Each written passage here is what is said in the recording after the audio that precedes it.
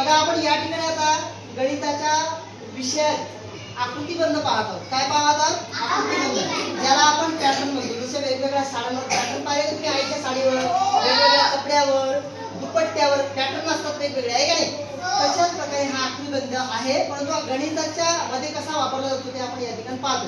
तसं आपण इथं वर पाहिलं, 1 गुणिले 1 1, 2 गुणिले 2 4, 3 गुणिले 3 9, 4 गुणिले 4 16, 5 गुणिले 5 25, 6 गुणिले 6 36, 7 गुणिले 7 29, 8 गुणिले 8 64. आता बघा हे खाली जो दिला आहे हा पॅटर्न, आपण हा आकृतीबंध आपण गाण्याच्या माध्यमातून माझ्यासोबत तुम्ही म्हणा.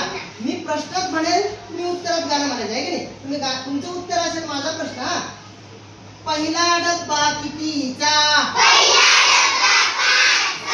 दुसरा डब्बा कितीचा? तिसरा डब्बा कितीचा?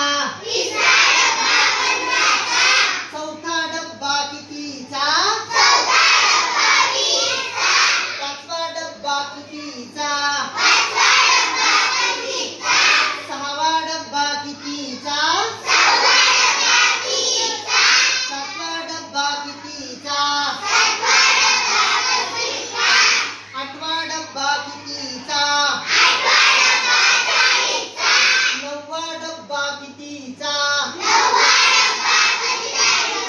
10वा डब्बा कितीचा? 11वा डब्बा कितीचा? अशा पद्धतीने वेगवेगळ्या पाड्यांचे तुम्ही गीतं तयार करू शकता. आता हा आकृतीबंध म्हणजे काय? पाडा. कितीचा पाडा होता हा? 5चा पाडा होता. आणि सगळ्या संख्या किती कितीने वाढत गेले? 5 ने वाढत गेल्या. 5 मध्ये 5 टाकले 10 झाले, 10 मध्ये 5 टाकले 15 झाले, 15 मध्ये 5 टाकले 20 झाले, 20 मध्ये 5 टाकले 25 झाले, 25 मध्ये 5 टाकले